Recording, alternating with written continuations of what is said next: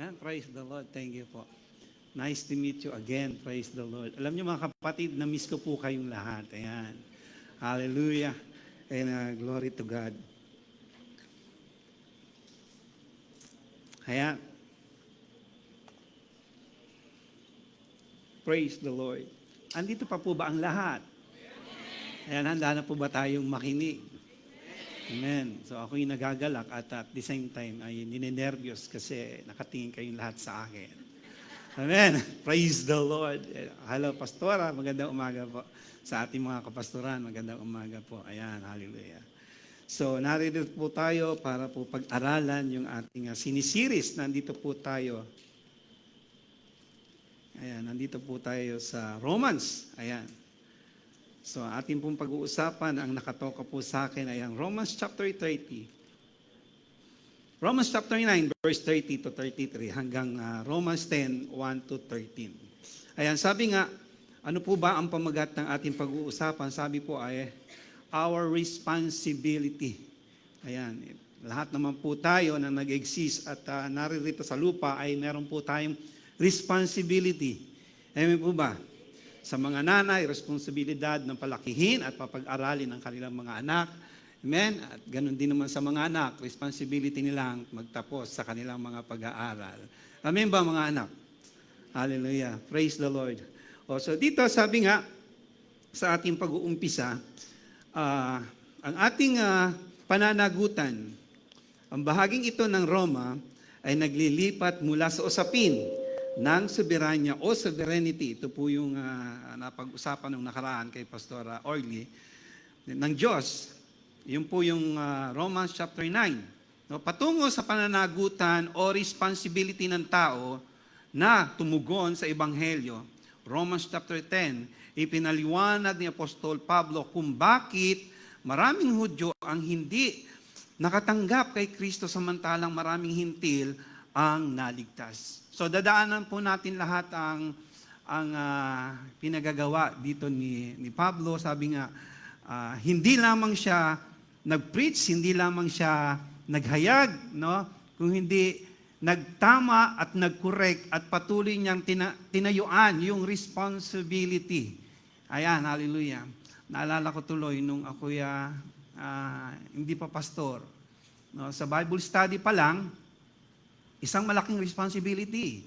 Amen? Pero mo, pakakainin mo sila every Friday, every Wednesday, ganun yung schedule namin. At responsibility po yun. Rain or shine, bumagyo man at bumaha, pupunta ka para sa Bible study. At yung responsibility na yon ay purihin ng Diyos. Sila po yung mga 20 lang. No? Mga 20 dun sa Bible study namin. At nagpupuri ako sa Panginoon dahil masisipag po sila. Sabi ko, Lord, okay na po ito. Yung aking responsibility, yung 20 pa lang ay talagang ang hirap na. Kasi pag may nag-birthday, kinakailangan mo silang i-greet. No? Kapag may problema, kakausapin mo sila. So okay na ito. Pero sabi nga, may responsibility mas malaki. Sabihin po natin, mas malaki. Yan. Na pinagkatiwala sa atin ng Diyos. Ngayon, sabi ni Pastora, sige, tumayo ka doon. Brother Nolly, doon sa San Mateo. And then, praise God, yung responsibility 20 na ako po ay talagang parang, Lord, okay na to. Tama na to. Ngayon, ang responsibility na pinahawakan sa atin ng Panginoon doon ay kulang-kulang na pong 200. Amen. Palakpakan po natin ang Diyos. Amen. Glory to God. Ayan, sabi ko doon sa 20, parang ayoko na eh. Sabi ko, Lord, okay na, Pastora, okay na. Dahil, alam nyo, sabi nga, mag-alaga ka na ng kambing. Amen. Hallelujah. Praise the Lord. Pero ang kapurihan ay sa Panginoon. Bakit? Pag binigyan tayo ng responsibility ng Panginoon, ang ibig sabihin niyan, kasama mo siya. At ang sabi ng Bible, hindi kanya iiwan at hindi kanya pababayaan. Tignan niyo po, ano po yung ginawa ng ating Panginoong Hesus? Makikita po natin yung responsibility na to, yung ginawa ng ating, yung sinunod ng ating Panginoong Hesukristo, ang amang nasa langit. Hindi lamang siya huminto doon sa pagpipreach, sa pagpapagaling, at sa pag-aaruga ng kanilang bayan na pinili, hanggang doon sa krus tinapos ng Diyos. Yung responsibility mahalin ng tao kahit hindi ka ibig-ibig, ano? Yung responsibility na iligtas mo at pagalingin yung mga taong may mga karamdaman, hindi pa rin natatapos hanggang doon sa krus ng Kalbaryo upang tayong lahat ay maligtas, yung responsibility na yan, tinayuan ng Diyos. So may tanong nga dito sa aking introduction, no? Doon sa sinabi ko, alam po ba ron ang responsibility na nangungusap sa inyo? Nananatili lang po ba sa inyong pamilya? No? O nananatili lang po ba dyan sa ating mga Bible study? O yung iba'y kinakausap na ng Panginoon? Amen? Napakalawak ng Maynila, napakalawak ng Quezon City, napakalawak ng Marikina. Amen?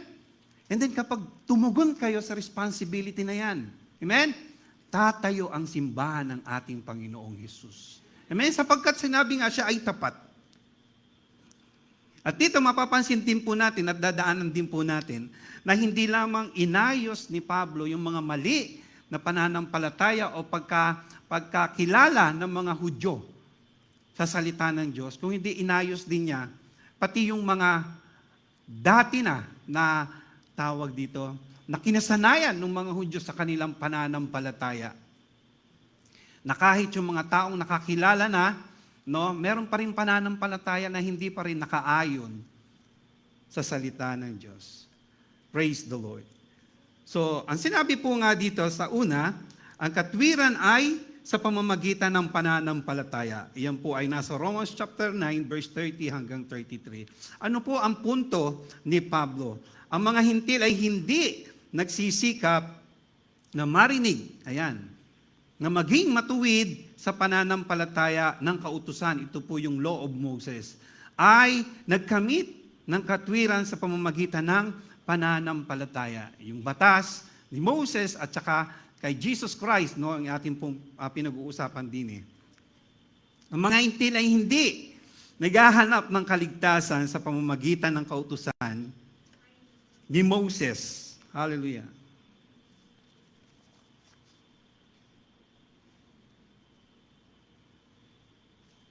Ayan. Ang mga hintil ay hindi naghahanap ng kaligtasan sa pamamagitan ng kautusan ni Moses. Ngunit nang marinig nila ang ebanghelyo, sila ay sumampalataya kay Kristo. Tayo po'y manalangin, tayo po'y pumikit at panandali ang manalangin.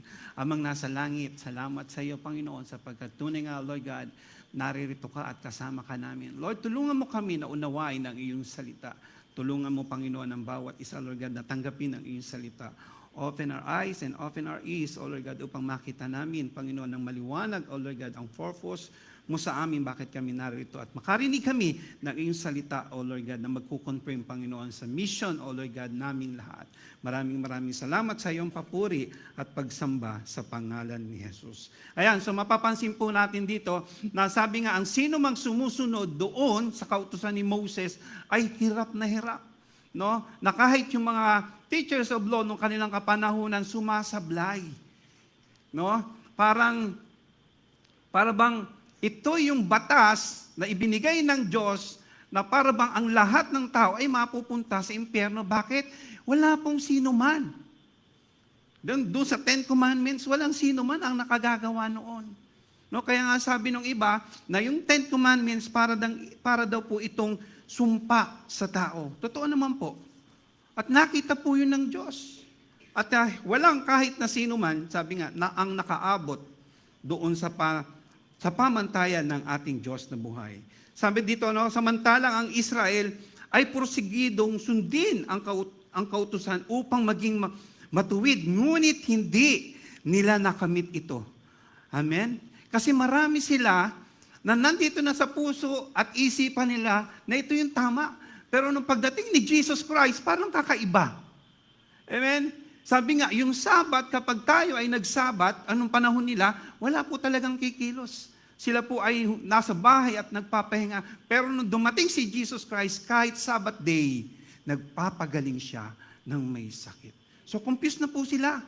Nahihirapan silang unawain yung katwiran ng Diyos na sinasabi nung dumating na at si Jesus Christ po yun, hindi nila maunawaan. Bakit? Dahil mali ang kanilang pamamaraan, hindi sila lumapit sa Diyos sa pamamagitan ng pananampalataya, hindi sa pamamagitan ng kanilang sariling gawa, kundi sa pamamagitan ng kanilang sariling gawa. Ganon. Minsan, yung batas o yung binigay sa ating, halimbawa, example, sa inyong mga anak, ang sinabi mo, anak, magsaing ka na. Anak, maglinis ka na ng bahay. Meron din silang sariling, alam niyo na, sinusunod na oras. Ang sabi ng nanay at tatay, ngayon na. Pero anong sabi ng mga anak? Wait lang po. Meron pong sariling batas. At minsan, yung instruction o yung binigay sa ating utos, nakakalimutan na natin. Bakit? Nung una na po nating matanggap yun, dahil pinatagal mo pa, hindi mo na maalala. Amen? Ayan. Sabi nga, may example po dito, marami pa rin sa atin, mga kababayan, naniniwala sa pamamagitan ng mabuting gawa, sila ay maliligtas. Kaya nga pagka napunta po tayo sa parting Pampanga, marami pa doon yung nagpapapako sa krus dahil hindi nila alam o wala pa sa kanilang naghayag o nag-share ng kabutihan ng Panginoon na tinapos na ni Kristo yun. Nakita niyo po ba yun? Dahil sa maling pananampalataya at dahil sa walang tumatayo doon sa responsibility, wala pong nakakaunawa kung ano po yung tama. Ang sakit po nun mga kapatid. No, ayaw ko kung ano yung gusto nilang patunayan na every year magpapapako sila sa krus. Na para bang every year hindi na natapos yung kasalanan na yan. Amen? Na ano sinabi ni Jesus Christ, it's finished. Pero yung word na yon hindi nila maunawaan. Bakit? Wala pong nakakarinig. Bakit? Wala pong tumatayo doon sa responsibility para po mag-share ng kung ano ang tama. Amen po ba? Minsan nakakaawa. Pupunta sa simbahan, no? Talagang kita mo nagpupuyos ang damdamin, pugtong-pugto ang kanyang mga mata. Magmula doon sa pinto ng simbahan, luluhod po yan hanggang doon sa altar. Na-imagine niyo po ba yon kung pagagawa po natin sa inyo dito yon? Seryoso kayo Kung pagawa kaya natin yun. Amen? Magmula doon sa baba, talaga namang magpipinitensya kayo, naluluhod kayo. Naku, ewan ko, ang hirap yata. Na-imagine po ba natin? Pero pasalamat tayo sa Diyos. Bakit? May umabot sa atin. May tumayo doon sa responsibility. At tinanggap natin si Kristo, yung katotohanan. Na yung hirap ay tinapos na ni Jesus. Sabi nga, sa bawat latay na tinanggap ng Panginoon, sa bawat paghihirap, tumanggap tayo ng kagalingan. At yung naghugas sa atin yung dugo ng ating Panginoong Jesus. Yung responsibility na yan ay ipinagkakaloob sa atin. Amen? Tanggap po ba natin? Kasi nakakaawa sila, yung mga hindi pa kumikilala sa Panginoon, para mga Sadduceo at mga Pariseo ng kapanahunan ni Jesus. Ipinaglalaban yung mali. Di ba minsan, alam niyo mga kapatid, wag na wag po kayong makikipaglaban, makikipagtalo, doon sa ang ipinaglalaban ay mali. Amen? Ang totoong matalino, nakikinigin. Okay, sige, diyan ka tama Amen? Naalala niyo po ba yung viral ngayon? Yung isang siklista, no? Nung sinapak nung ang liit-liit, tapos sinapak niya yung laki, tsuk! Di ba? O ngayon, sikat siya. Bakit? Di natin alam kung ano yung pinaglalaban niya, pero mali yung ginawa niya. Na-imagine nyo kung pinatulan siya nung malaki, yung sinapak niya. Martial art yata siya. Amen? May belt. Amen? Nakita niyo po ba yung totoong matalino? Amen? Ay marunong magtimpi.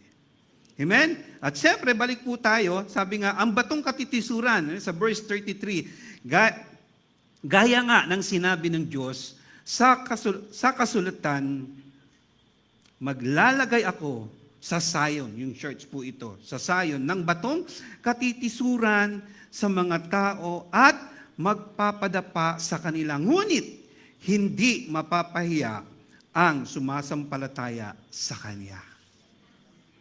Narinig po ba natin yun? Hindi po mapapahiya ang sumasampalataya sa Kanya. Itong verse na ito yung patuloy kong pinangahawakan.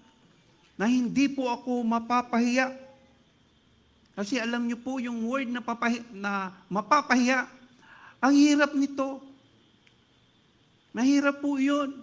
Sino po ba rito yung nakaranas nung pinahiya? O yung napahiya? Ang hirap.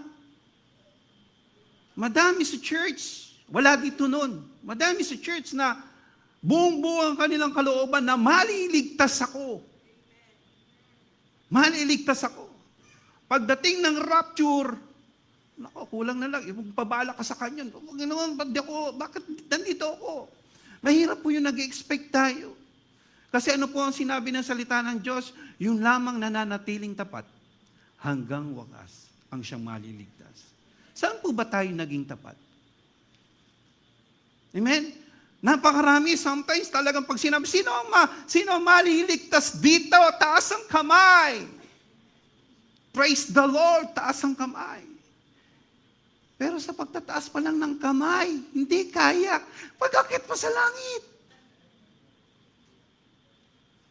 Narinig po ba natin? Lord, dahil nananampalataya ako sa iyo, no? Sinabi din naman ng Bible, yung pananampalatayang walang gawa ay patay. At minsan nung nakakalungkot, ang akala po natin, yung ating spiritual, ay nangihina lang. Yung parang, ay mahina ako ngayon kasi hindi ako nag-pray, hindi ako Akala nyo lang yun. At ang iba doon, sometimes, bakit wala nang appetite mag-Bible study, wala nang appetite mag-devotion, magbasa ng salita ng Diyos, mga kapatid, hindi po iyon nangihina spiritually. Kapag hindi na po kumakain ng tao, ano po ang nangyari? O ano na po siya pag hindi na kumakain? Ang hindi kumakain, yung pantay ang kamay at paa, patay na. Baka akala ng iba, mahina lang siya spiritually. Tatandaan po natin, ano po ang ginawa ng ating Panginoong Hesukristo sa John chapter 4, verse 34. Ang sinabi doon mismo ng ating Panginoong Hesukristo, ang aking pagkain ay ang pagtupad at pagsunod sa kautusan ng aking amang nasa langit. Narinig po ba natin? Si Jesus Christ, yun yung pagkain niya. Tinanggap mo si Jesus. Hello? Tayong lahat tumanggap sa Diyos, tama? So meron po tayong responsibility. Unang-una, pakainin po natin yung ating spiritual. Amen? Napakaraming tao na sinasabi, maliligtas ako pagdating ng rapture. Babay kayo dyan, matitigas ang ulo nyo. Nag-expect ka na, in a twinkle ba na, pagkatapos hindi ka kasama, masakit yun. At yun ang tinutukoy rito, nakahihiyan. Nakakahiya po yun. Every Sunday nandito, nakikita ng mga kapitbahay, may yakap na Bible, no, talaga naman banal na banal ang dating. Pero no dumating ang Diyos, naiwan. Hindi lamang sa ating pamilya, hindi lamang sa ating community, kung hindi sa iyong sarili. Si Jesus Christ na yun. Ano daw yung kanyang pagkain? Yung pagtugon, pagtupad sa ipinag-uutos ng kanyang amang nasa langit. Bakit? Alam niya yung duties and responsibilities. Hindi pa siya tapos, so kinakailangan niyang magpalakas.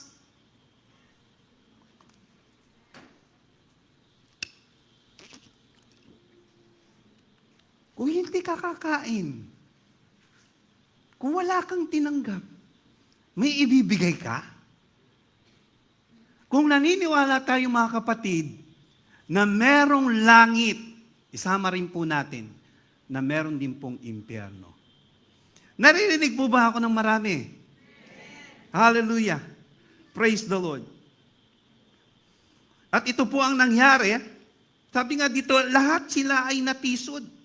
Bakit? Tinignan nila si Jesus Christ na akala nila ay susunod doon sa kanilang kinagisnan.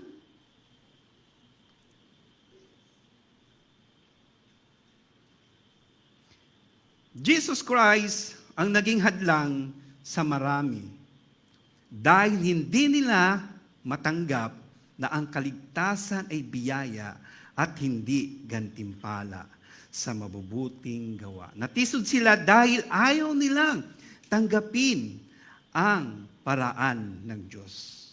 Dito may example po ako. Doon po sa amin, no? Marami pong tatay na talagang nung marinig ang salita ng Diyos, nung marinig ang pag-ibig ng Diyos, nung marinig na may pag-asa at may kapayapaan sa Panginoong Hesukristo, tinanggap si Jesus. Hallelujah! Di ba? Nagpupunta sa church, no? Nagpupuri kung paano magpuri, yung talagang totoong sumambat, naglilingkod sa Diyos, nagpupuri. Pero nung mag-series tayo rito ng Corinthians, nung sinabi doon na ang mga lasinggero at mga babaero at yung hallelujah, gumagawa ng kasalanan ay walang puwang sa langit. Amen. Ang akala nila, pag tinanggap na si Jesus, tagapagligtas, ito na yung, alam niyo yun, lisensya. Para gumawa uli ng kasalanan, total, ligtas na ako, nanampalataya na ako, nandun pa rin sa patay sindi. Amen.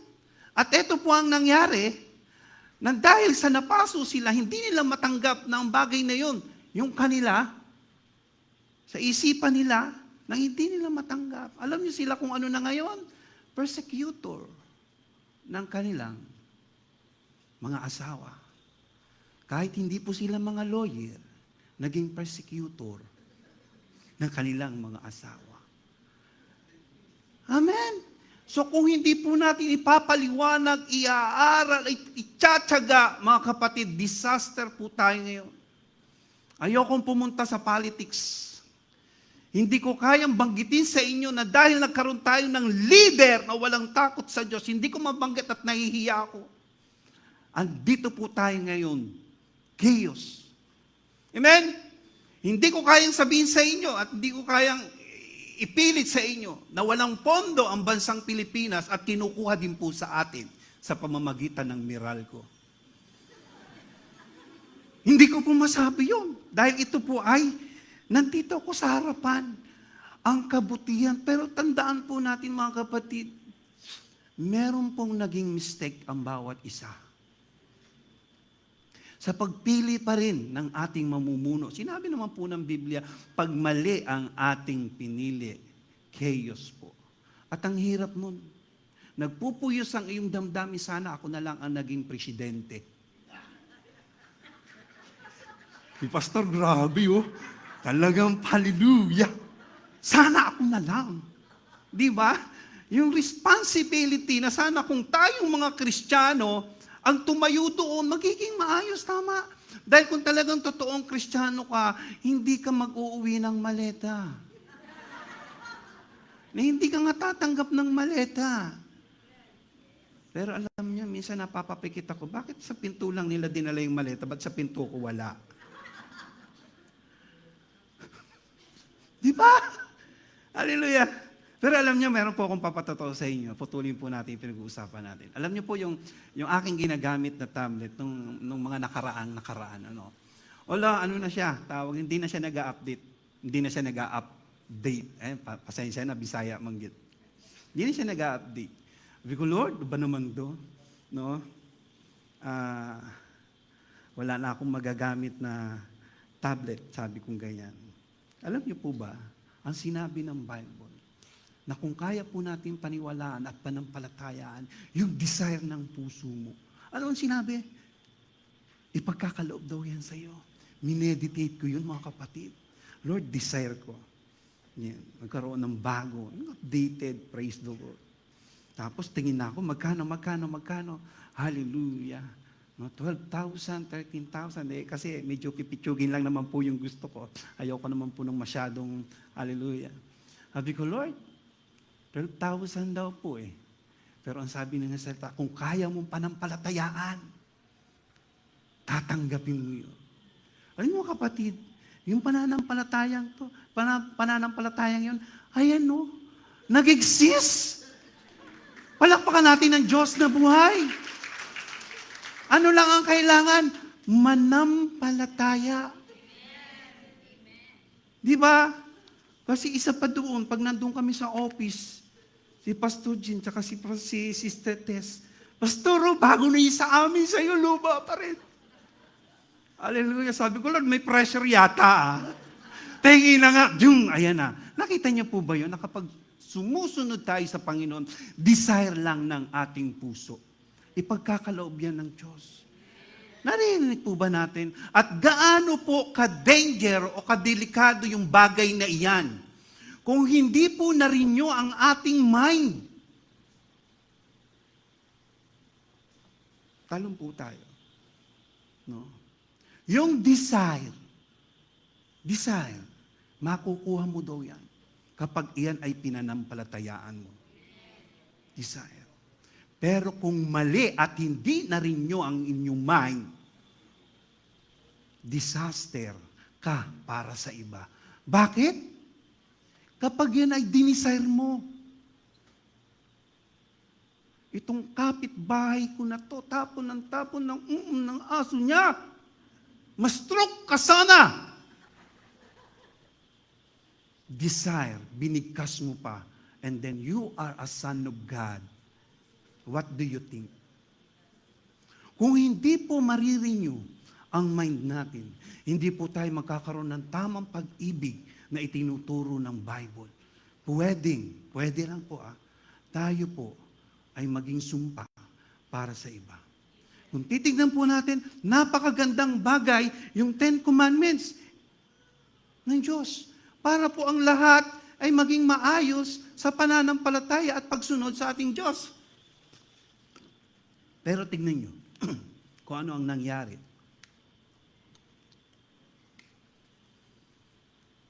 Naakala nila, tama yung kanilang ginagawa. Pagdating ni Jesus Christ, chaos ang kanilang pananampalataya. Marami pa rin nakilala lamang si Jesus sa pangalan, ngunit walang tunay na kaalaman kung sino siya. Kuha po ba natin?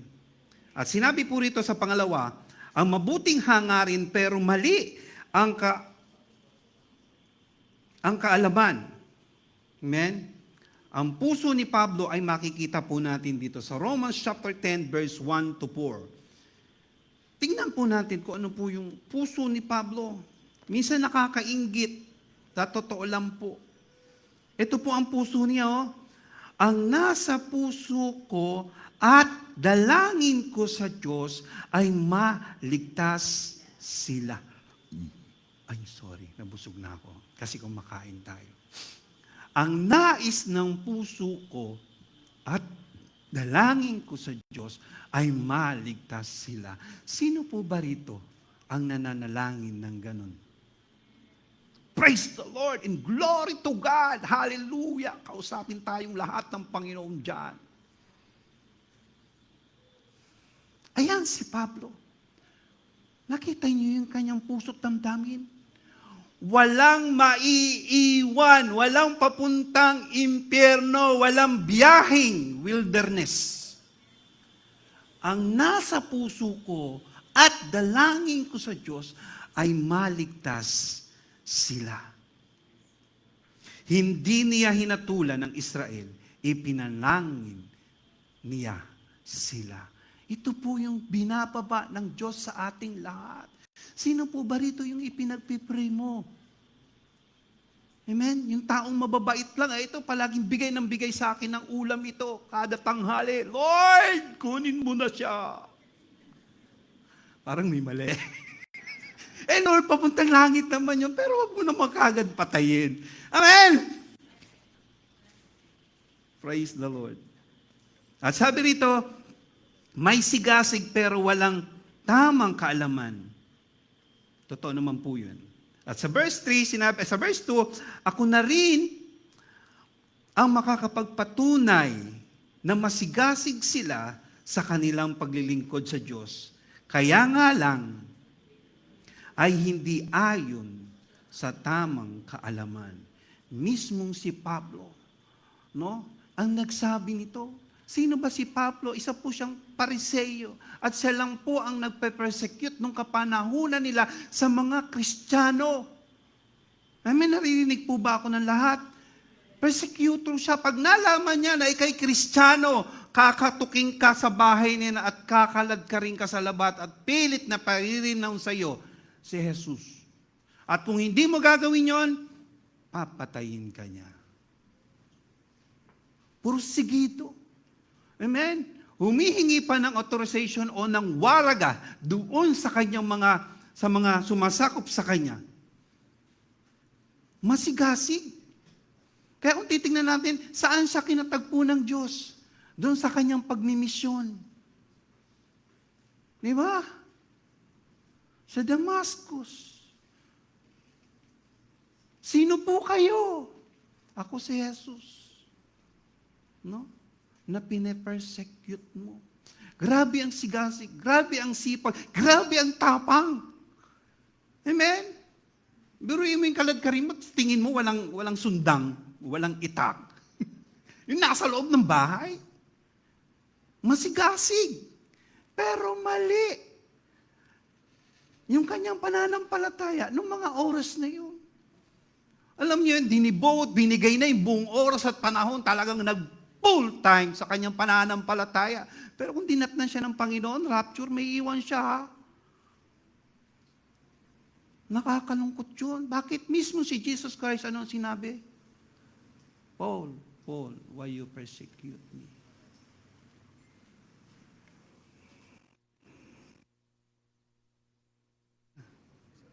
Thank you, Lord. Thank you, Lord. Mismo si Paul ang nagpapatotoo dahil galing po siya doon. May sigasig sila para sa Diyos, ngunit hindi ayon sa tamang kaalaman. Ano po yung sinabi ni Pero, ng kapanahunan ni Moses? Sabi ng Pero, who is your God that I should obey Him? I do not know the Lord. Alala niyo yung kwento? Nung pilit, kinukuha na ni Moses yung kanyang mga kalahi. Kasi sabi ng Diyos namin, sabi ng Lord namin, teka muna, sino ba yung Lord mo? Na para sundin ko. Amen? Yung bagay na yan, minsan, kilala mo lang ang Diyos, pero hindi mo alam ang kapangyarihan at responsibility na ipinagkaloob sa atin ng Diyos. Mismo ang Pero, sabi niya ganyan, I do not know the Lord.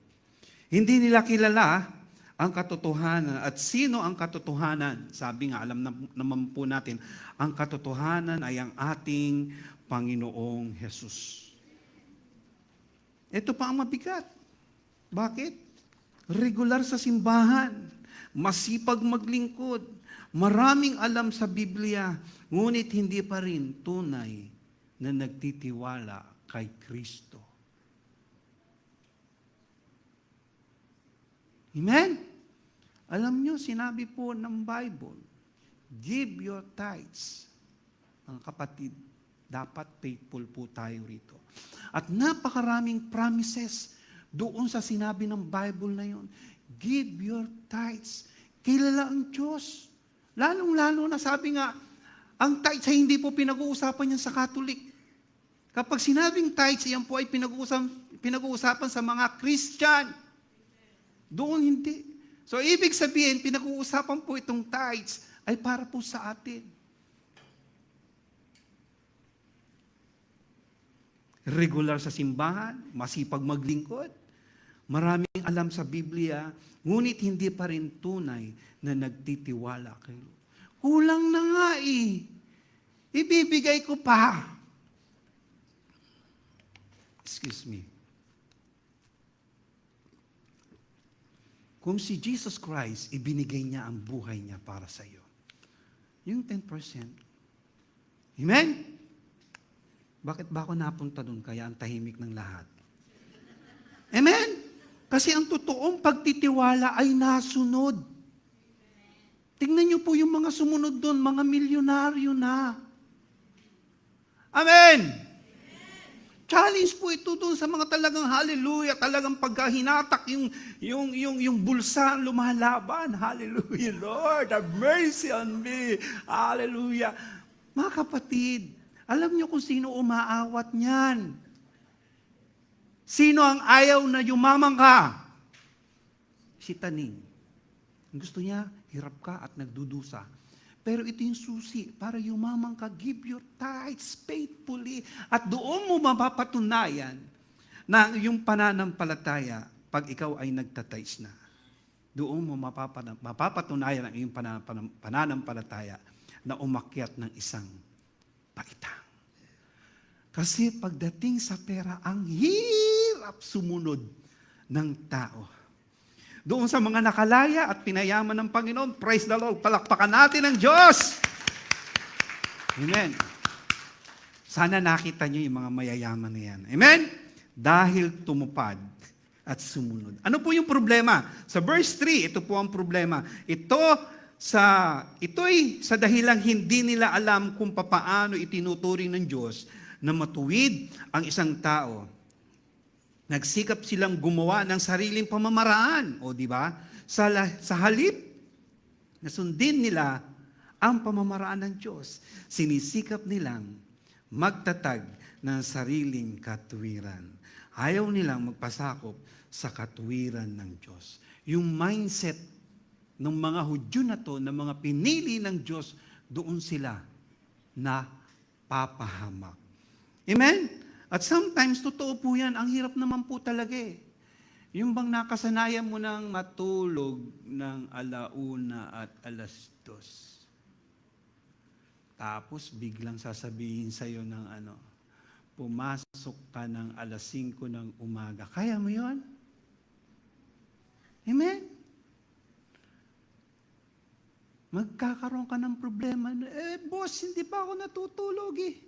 Wala kang magagawa. Yun ang rules. Kapag hindi po tama, kung ano man yung ating isinet, upang sumunod sa katotohanan, magkakaroon po tayo ng problema palagi.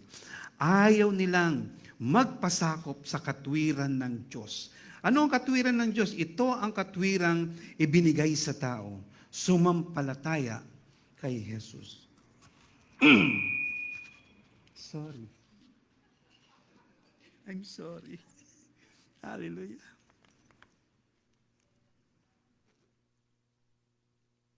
Ito ang katwiran. Amen? Ito ang katwiran. Binigay sa taong sumasampalataya kay Kristo. Hindi ito pinaghihirapan. Ito ay tinatanggap. Nakita niyo po ba yun?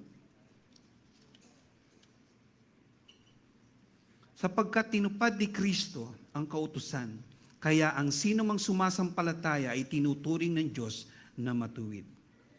Si Kristo ang katuparan, katapusan ng kautusan.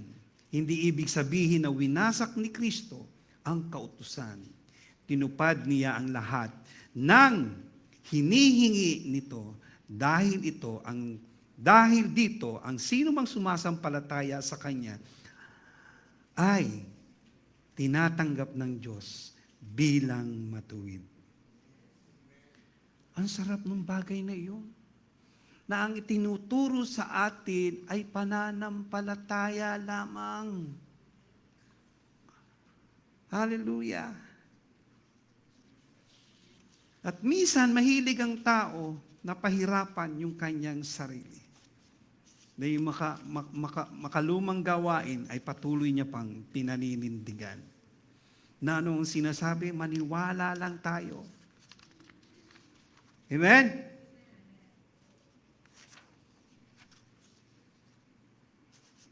Praise the Lord. At pangatlo, sabi nito, dalawang uri ng katunayan o katuwiran. Sa Romans chapter 10, verse 8, 5 to 8. Katuwiran ng kautusan. Ito yung law of Moses. Sinabi ni Moses, kung gusto mong maligtas sa pamamagitan ng kautusay, kinakailangan mong sundin ng perpekto. Ang problema, walang taong makagagawa nito. At nung makita ng Panginoon na yung kautusan ay naghahanap ng perpektong pagsunod, nag-exist si Jesus Christ. Bakit? Walang sino mang perpektong tao ang makakatupad ng perpekto ng batas kung hindi siya mismo perpekto. Katwiran ng pananampalataya, hindi mo kinakailangan umakit sa langit upang kunin si Kristo. Bumaba sa kalaliman upang hanapin siya. Ginawa na ng Diyos ang lahat. Dumating na si Kristo, namatay na siya, nabuhay na muli. Ang kailangan lamang ay tumugon sa pananampalataya. Amen. Alam niyo yung gift giving every Pasko, Christmas dito. Alam niyo, share ko lang po sa inyo. Nung dumating po ako rito sa Rema, nung Pasko, tuwang-tuwa po ako. Bakit? Ang dami kong nakikita talagang pagkatapos ng service, nagtatakbuhan sila, hinahanap yung kapatid nila, yung kanilang kaibigan sa church. Alam niyo, may mga madadaling maliliit na regalo. Ang sarap. Ang sarap. Sabi ko, ganito dito sa Rema, nakakatuwa. Amen.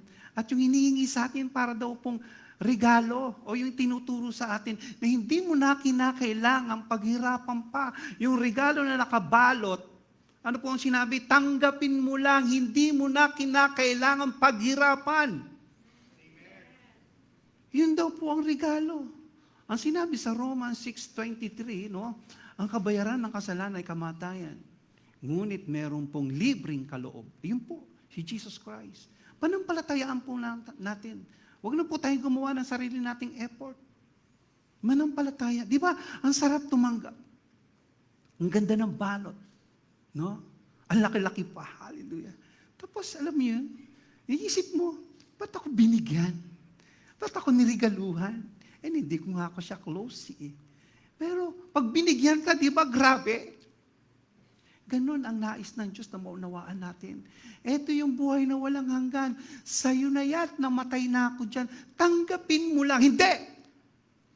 Magpapapakuli ako. Hindi satisfy. Hallelujah. Ikaw na maging Diyos. Amen. Regalo na nga ang kinakailangan mo lang ay tanggapin. Pero sometimes nagpe-fail pa ang iba.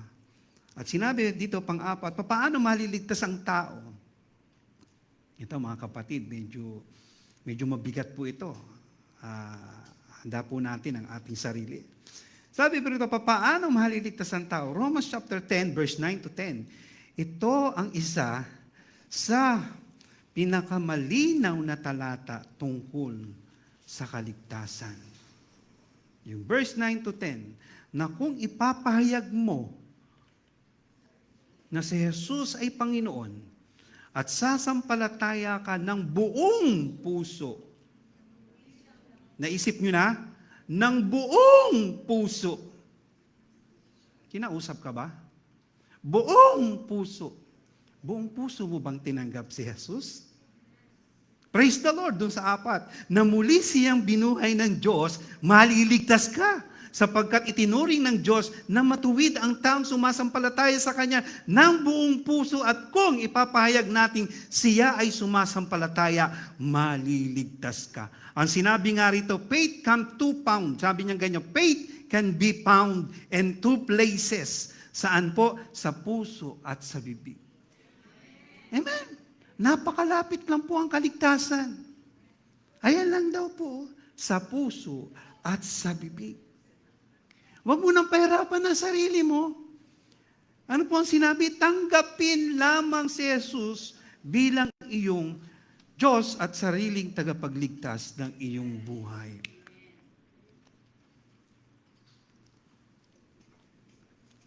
If we confess, Jesus is Lord, at naniwala ka na si Jesus ay namatay at muling nabuhay, maliligtas ka. Amen? Napakasimple. Pero sino ba sa inyo ang muling nag-confess sa kanyang mga kaibigan na nung tinanggap ko si Jesus, nagkaroon ako ng buhay na walang hanggan. Binago niya ang buhay ko na wala ang condemnation. Nagkaroon ako ng kapayapaan at nagkaroon ako ng pag-asa sa buhay. Sino rito ang huling nag-confess?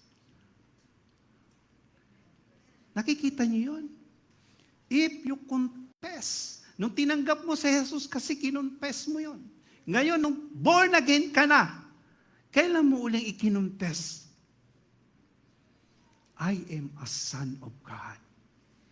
At kailan muling ikinumpes na dapat mong tanggapin si Jesus sa iyong kapwa. Amen? Yung pagkukonfess, yan po ay responsibility ng mga tumanggap kay Jesus. Mukhang bibilisan na natin. Medyo masakit po ito mga kapatid. Kasi kung hindi mo siya kayang gawin, pwedeng hindi po nagmumula sa iyong puso ang iyong pananampalataya. Alam niyo, I want to be honest with you, magkukonfess po ako sa inyo, medyo matigas po ang ulo ko. Totoo po yan. Pero dahil puno ng pag-ibig ang aking puso sa aking asawa, sumunod ako. Amen? Pag sinabing magsaing ka, kahit siga ako, magsasaing tayo. Nanalangin, di ba? O dahil totoo yung pag-ibig ko. O di ba, brother? Di ba dahil totoo yung pag-ibig mo sa Kanya? Di ba? Pag sinabing sit, o sit lang. O sinabi mo, sit, may peging cellphone. Nagbabago ang lahat. Bakit totoo yung pag-ibig mo sa Kanya? Ganyan ang itinuturo sa atin ng Diyos. At dito natin makikita yung mga hindi umiibig sa Diyos.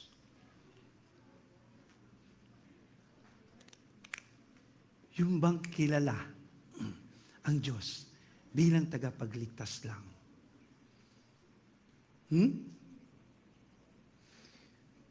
Nang sinabing ganyan, maliligtas ka sapagkat itinuturing ng Diyos na batuwid ang taong sumasampalataya sa Kanya ng buong puso. At kung ipapahayag niyang siya'y sumasampalataya, maliligtas siya. Napakaliwanag mga kapatid. Wala pong duda doon. Sabi nga dito, dalawang mahalagang tugon. Una, sinabi, manampalataya sa puso. Maniwala si Jesus ang Panginoon, siya ay muling binuhay ng Diyos. Ang pananampalatayang ito'y hindi lamang intelektual na pagsang-ayon. Ito ay pagtitiwala at pagsuko ng buhay kay Kristo. Amen? Ay, excuse me ulit. Ayan, busog na po ako. Praise the Lord. Pagtitiwala at pagsuko ng buhay kay Kristo. Ay, maraming salamat. God bless. Pagpalain ka ni Yahweh.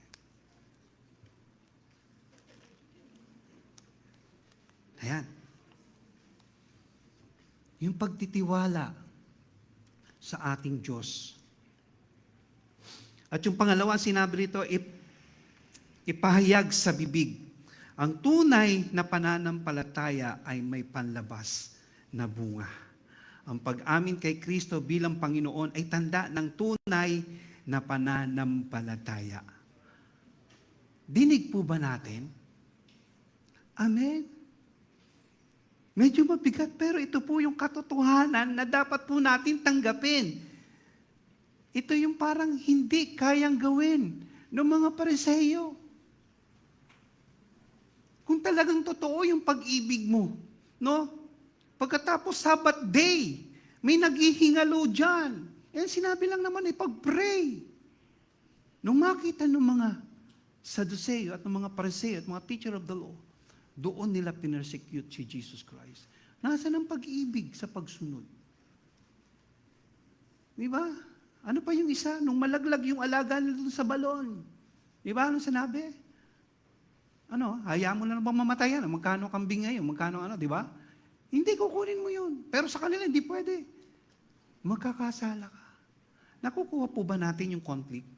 Bakit po nagkaganon ang mga hintil? Mas marami pa daw po mga Hudyo, mas marami pang mga hintil ang naligtas, amen, kaysa sa mga Hudyo. Bakit ang mga hintil, nung tinanggap nila nung marinig nila na dapat panampalatayaan na si Kristo ay Diyos na matay at after 3 days at muling nabuhay at sumasampalataya ka mula sa puso, no, na binipigas na yung bibig, ay maliligtas ka. Napakasimple. Amen?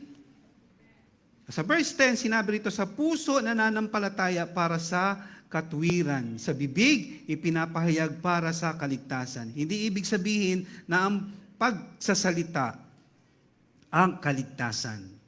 Hindi ibig sabihin na ang pagsasalita ang kaligtasan. Ang ipinapahayag ng bibig ay bunga ng pananampalataya na sa puso. Mga kapatid, ano po ang sinabi ng Bible?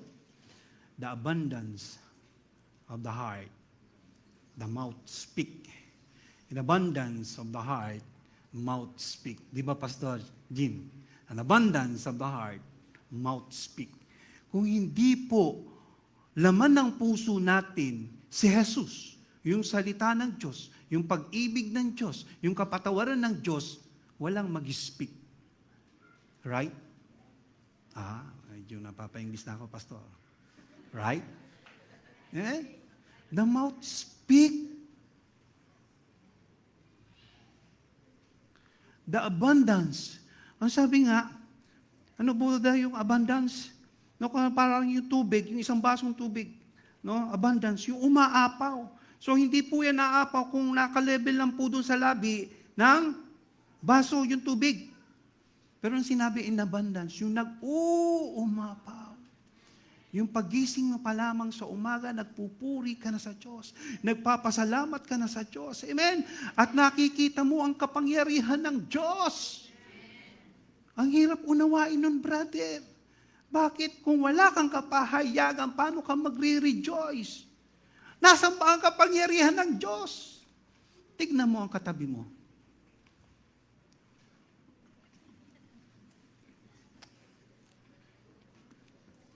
Yan po ang kapangyarihan ng Diyos.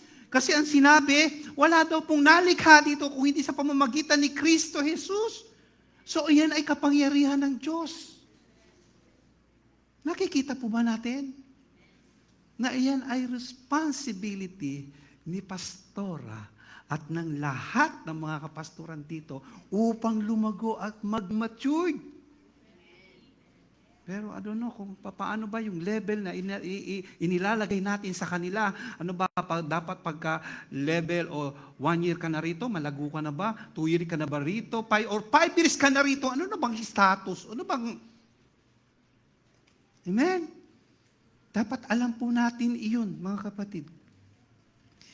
May responsibility. Tingnan niyo si pastora. Siya ay tumugon doon sa responsibility na to ng Panginoon. Nagkaroon ng Rema Marikina, nagkaroon ng Rema Isabela, nagkaroon ng Rema sa San Mateo, nagkaroon ng Rema. Amen? Sa Antipolo. Yung nanggagaling sa puso, na kahit may bumabara dyan o nag-aaway sa iyo, gagawin po natin iyan.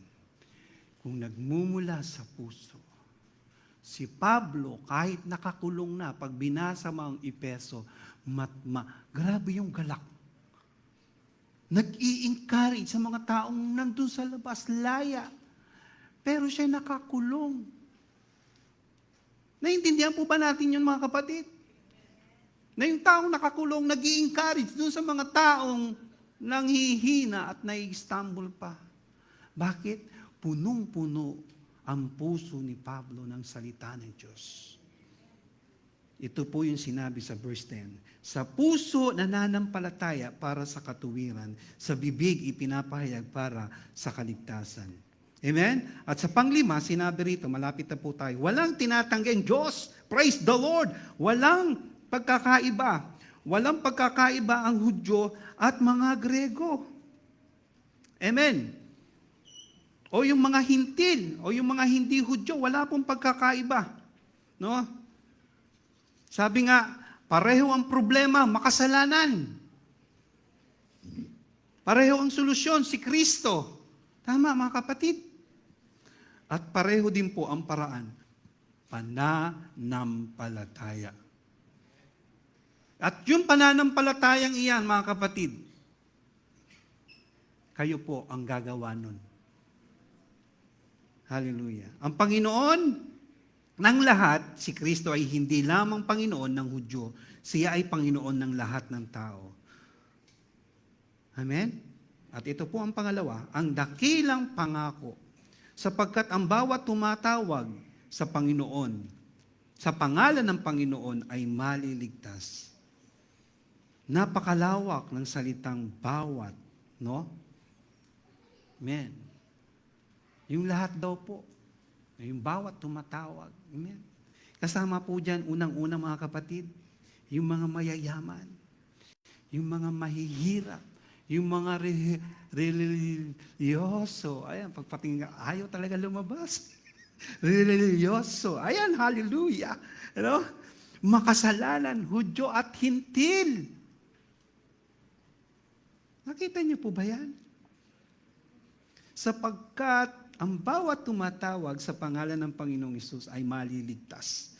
Kahit iyan mayaman, mahirap, religyoso, makasalanan, Hudyo, Hintil. Ang sino mang tunay na tumatawag kay Kristo ay makatatanggap ng kaligtasan. Nagigets po ba natin lahat? Punta po tayo sa conclusion. Palakpakan natin ang Diyos na buhay. May conclusion na. Ay ibig sabihin yan, tapos na po. Uulitin ko lang po, yung ating pong pinag-usapan ay patungkol po sa ating responsibilidad o our responsibility.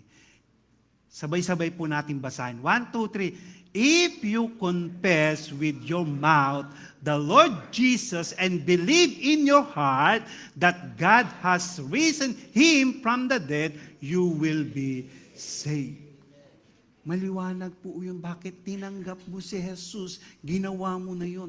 Pero uulitin ko, kailan mo pa uling ikinonfess yan na yung pag-ibig ng Diyos ay tinanggap po nating lahat. Isa na lang po. Alam niyo po ba, sinabi ko kanina, kung kayo po ay naniniwala sa langit, paniwalaan din po natin na may impyerno. Ayan, last na lang po. Sino po ba rito yung nakakaalala doon sa kwento sa John?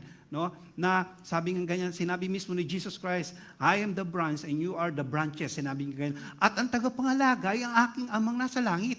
Tama po ba mga kapatid? At ang sinabi doon, pinuputol ng Diyos yung mga sangang hindi namumunga. At pagkatapos ay itinatapon, at pagkatapos yan po ay inililikom at tinatapon po saan? Sa apoy. Pero yung patuloy na namumunga, no? Yung mamumunga pa lang, hindi po ako botanist, no? Alam ko tinitrim yan para kung saan lumabas at lalo siyang lumakas at tumami yung kanyang bunga.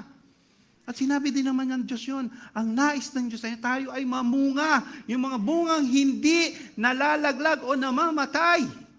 Hindi yung dinala mo rito, tumanggap kay Jesus, bahala ka na, tumanggap ka na kay Jesus, no? Praise the Lord. Walang ganun, aalagaan mo siya. At sinabi nga, yung puno, yung illustration na pinagay doon, no, kapag may bagyo, sinabi nga, wala kang makikitang puno na kapag sinabing may bagyo, signal number 6, dito sa Pilipinas, bubututin niya yung kanyang sarili, pupunta siya doon sa Taiwan. Walang ganung puno.